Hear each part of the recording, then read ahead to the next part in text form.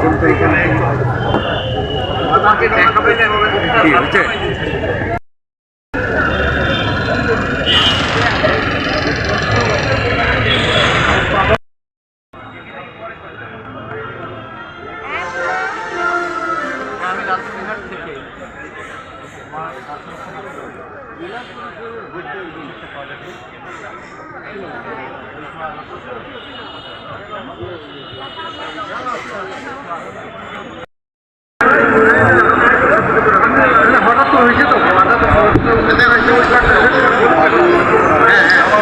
মাগরিবের নামাজের পূর্বে আমাদের একটি বইয়ের মোড়ক উন্মোচন হয়েছে। শিক্ষাবিদ বীর মুক্তিযোদ্ধা আব্দুস সোবহানের কিছু বলা না বলা কথা। আমি এ পর্যায়ে বইটি নিয়ে আলোচনা করবার জন্য অনুরোধ করছি রংপুর সাহিত্য সংস্কৃতি পরিষদের সাবেক সভাপতি, লেখক, সাংস্কৃতিক ব্যক্তিত্ব ডাক্তার মফিজুল ইসলাম মান্টুকে। লেখক অনুভূতি ব্যক্ত করবেন আব্দুস সোবহান স্যার।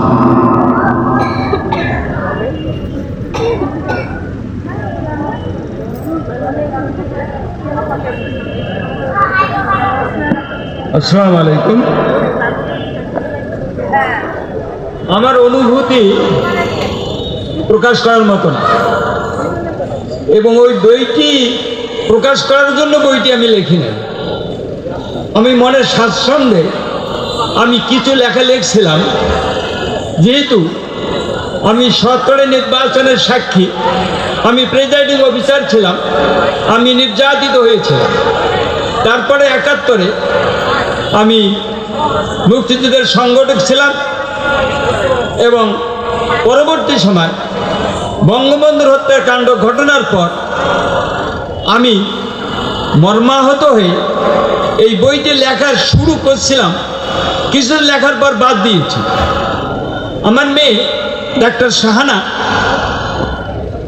ওর রিকোয়েস্টে বা ওর কথা মতো আমি বইটি পুনঃ লেখা শুরু করি। ১৭ সালে শুরু করে এখন এই ২৪ সাল শেষ হয়ে গেছে। বইটি দীর্ঘদিন ধরে অপেক্ষায় ছিল প্রকাশনার, কিন্তু প্রকাশ করা সম্ভব হয় নাই কিছু ত্রুটির কারণে। এখনো বেশ কিছু ত্রুটি রয়ে গেছে, এবং এই ত্রুটিগুলা সংশোধন করে আবার বইটি বাজারে আসবে এবং আপনাদের কাছেও চলে আসবে। এই বইটি কিন্তু ত্রুটিপূর্ণ বই, আপনারা প্রত্যেকে দেখতে পারবেন নতুন নতুন পাতা সংযোজন আছে গান দিয়া।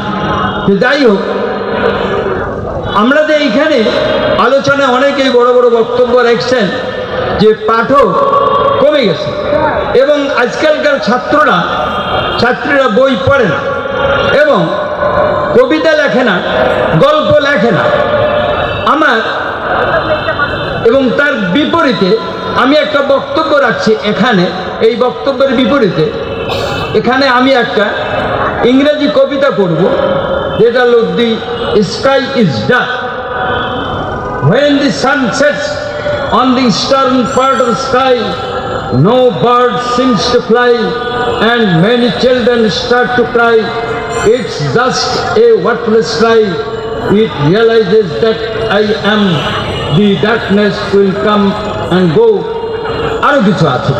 আর একটি বাংলা ছোট্ট একটা লেখা, সেটা আমি পড়ে আপনাদের শোনাতে চাই।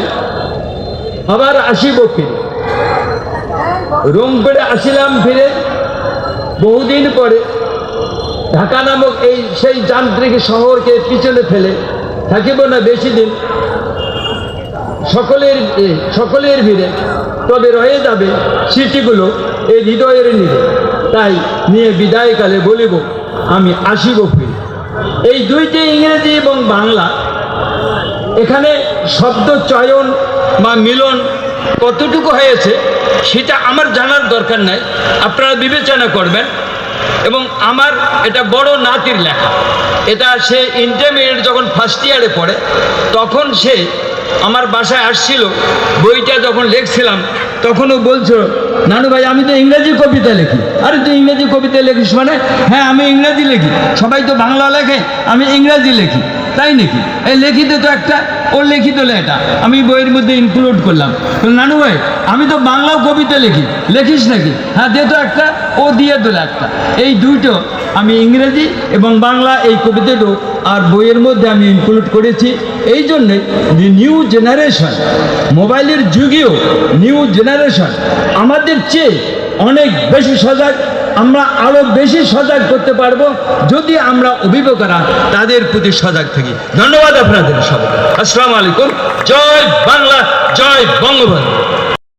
সেখানে যন্ত্রণা থাকে, সেখানে স্বপ্ন থাকে, সেখানে আশা থাকে, সেখানে ভবিষ্যতের পৃথিবীর একটা চিত্র থাকে এবং সেই চিত্রের একটি কল্পনা নিয়ে, একটি স্বপ্ন নিয়ে এই বইটি রচিত হয়েছে। আত্মকাহিনী আমার শ্রদ্ধেয় শিক্ষক, রংপুরের বিশিষ্টজন, বৃহত্তর রংপুরের কুড়িগ্রাম জেলার কৃতি সন্তান, বীর মুক্তিযোদ্ধা, একজন সত্যবাদী সংগঠক, একজন প্রতিবাদী সংগঠক জনাব আব্দুস সোবহান এই বইটি লিখেছেন। এবং এই বইটি হচ্ছে তার কথা, তার কথা, তার নিজের কথা, যেটার নাম দিয়েছেন কিছু বলা না বলা কথা। আমার মনে হয় যে আমি নারায়ণচন্দ্র বর্মনকে দেখতে পাচ্ছি, সাবেক অতিরিক্ত বিভাগীয় কমিশনার, বিশিষ্ট লেখক, আবৃত্তিকার, তাকে স্বাগত জানাই।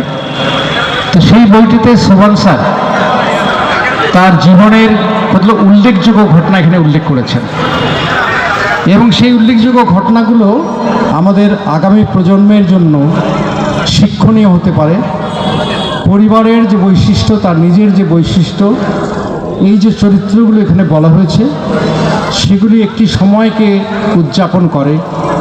সেই সময়ের ভিতরে মূল আছে 1971-এর মহান মুক্তিযুদ্ধ, 1970-এর জাতীয়তাবাদ, বাঙালির জাতীয় জাগরণের যে বিপ্লব, 70-এর যে বিপ্লব, ভোট বিপ্লব, সেই ভোট বিপ্লবে আমাদের প্রতিপক্ষকে ঘায়েল করে বাঙালি জাতীয়তাবাদ কীভাবে লাল সবুজ পতাকার স্বপ্ন দেখেছিল, সেই জায়গাটায় এটি প্রতিভাত হয়েছে। এবং 70-এর নির্বাচনের একটি গুরুত্বপূর্ণ অধ্যায় তিনি অতিক্রম করেছেন এবং সেই গুরুত্বপূর্ণ অধ্যায়ের তিনি একজন গর্বিত সৈনিক। তিনি 71-এর মহান মুক্তিযুদ্ধের বাংলাদেশ বিনির্মাণে জাতির পিতা বঙ্গবন্ধু শেখ মুজিবুর রহমানের ভক্ত, অনুরক্ত। এই আন্দোলন সংগ্রাম যুদ্ধকে তিনি হৃদয়ে ধারণ করেছেন, তিনি মননে ধারণ করেছেন এবং এই বইয়ের উচ্চারণের প্রতিটি শব্দে সেই অনুরণন এখানে আছে। তিনি 1975-এর নির্মম হত্যাযজ্ঞে বাংলাদেশের ইতিহাসের মোড়কে যেভাবে মুছে ফেলতে চেষ্টা করা হয়েছে, সেই অধ্যায়টি এখানে বিশদভাবে লিখেছেন। তিনি তার শিক্ষক জীবন, তিনি তার শিক্ষা জীবন, তিনি তার বন্ধু জীবন, তিনি তার পারিবারিক জীবন, তার জীবনের যে লেখাপড়ার সময় যে প্রতিবন্ধকতা ছিল সেই জীবন, তিনি যেখানে আশ্রিত ছিলেন সেই জীবন, তিনি যেভাবে কারমাইকেল কলেজে গেছেন, ইউনিভার্সিটিতে গেছেন সেই জীবন খুব চমৎকারভাবে, খুব সহজ সরল ভাষায় এখানে উল্লেখ করেছেন। এই বইটি যদি আমরা পড়তে পারি, আমরা পাঠকের কাছে যদি এই বইটি পৌঁছায়, তাহলে পাঠক বুঝতে পারবেন এই দেশের চিত্রটা কেমন ছিল, এই মানুষগুলো কেমন ছিল, বাংলাদেশ কেমন ছিল, আর আজকের মহিমান্বিত বাংলাদেশ কেমন। এগুলো সব লুকিয়ে আছে এই বইয়ের অক্ষরে অক্ষরে। আমি এই বইটির বহুল পাঠ প্রত্যাশা করি। এই বইটি পাওয়া যাবে পাতা প্রকাশ রংপুর এই স্টলে এবং তিনি আজকে এটি মোড়ক উন্মোচন করলেন এবং এটা নিয়ে দীর্ঘ আলোচনা আমাদের হতে পারে, সেটি পরবর্তী কোনো আয়োজনে হবে। আমি তাকে কৃতজ্ঞতা জানাই, শুভেচ্ছা জানাই, অভিনন্দন জানাই এবং আপনারা যারা শুনলেন তাদের সকলকে এই বইয়ের গ্রন্থ মোড়ক উন্মোচন অনুষ্ঠানে থাকার জন্য ধন্যবাদ জানাচ্ছি। জয় হোক বিভাগীয় বইমেলার, জয় হোক মানুষের, জয় হোক আমাদের আগামী প্রজন্মের, জয় বাংলা, জয় বঙ্গবন্ধু। বিপ্লবের সাথে আমাদের সংগ্রামের সাথে এই বই ইতিহাস হয়ে থাকবে। বই পড়ুন, প্রিয়জনকে বই উপহার দিন এবং সেজন্য বই কিনুন। ধন্যবাদ সবাইকে। আমরা এতক্ষণ শুনলাম মফিজুল ইসলাম মান্টু ভাই ধন্যবাদ ডাক্তার মফিজুল ইসলাম মান্টুকে। বইটি আমরা এবারে লেখক অনুভূতি শুনব।